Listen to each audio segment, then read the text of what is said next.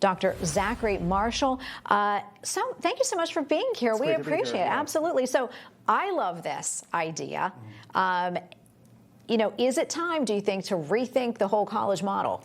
Oh, it's past time. Yeah. I think we've known for years now that it doesn't work.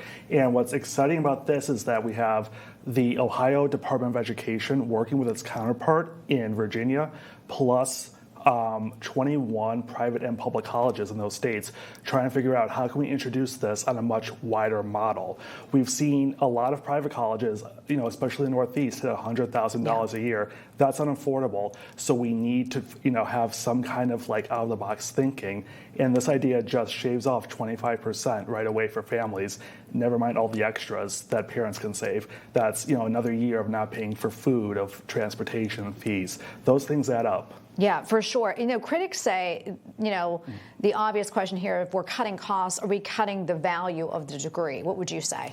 The value of the degree has already been lowered by universities because they've replaced a lot of first-year curriculum with a lot of leftist and pro-DEI seminars and classes for freshmen, and they've also lowered expectations. We're seeing professors, especially in University of California system, saying students cannot read a full book. They cannot write a sentence, and they need remedial math. Employers know that college degrees do not guarantee success anymore. So what we need is leaner programs. We need leaner, more structured majors that get students out the door faster. I did a double major at NYU in 3.5 years. Wow. Because I chose not to do electives, and I just went for what would get me out the door the fastest.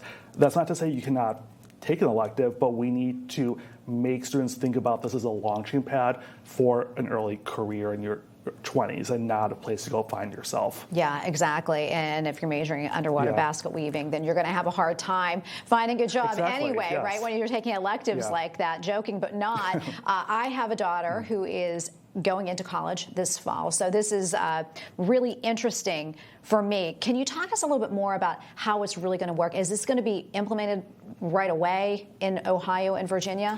No, it's actually going to be a very slow process. Okay. So what they're doing right now is they are meeting over the next 2 years, and by the end of 2028, they'll come up with a proposal to say this is how it should work, and that how long each college or state decides to adopt it, that's going to be, the variable there. But we're in the middle of a crisis right now. Just in the last 2 weeks, Temple University and Syracuse University announced they missed enrollment targets, and they are increasing tuition by about 4% each.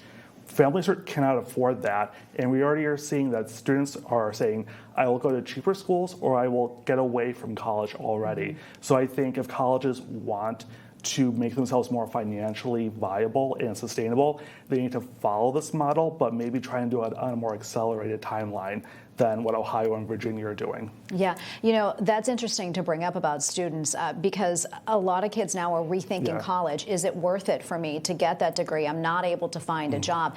Do you see maybe more states jumping on board with this, and do you see pushback from universities?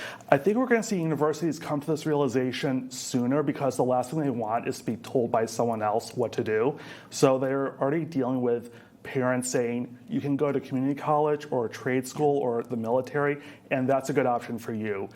Colleges don't like that messaging, but they also hate the Trump administration is now using frozen federal funding and tests on whether or not degrees are paying for themselves as far as getting students good jobs. I think colleges will be forced to innovate because they are now backed into a corner because of their own mismanagement. Yeah. What are you hearing from young people right now when it comes to a college education?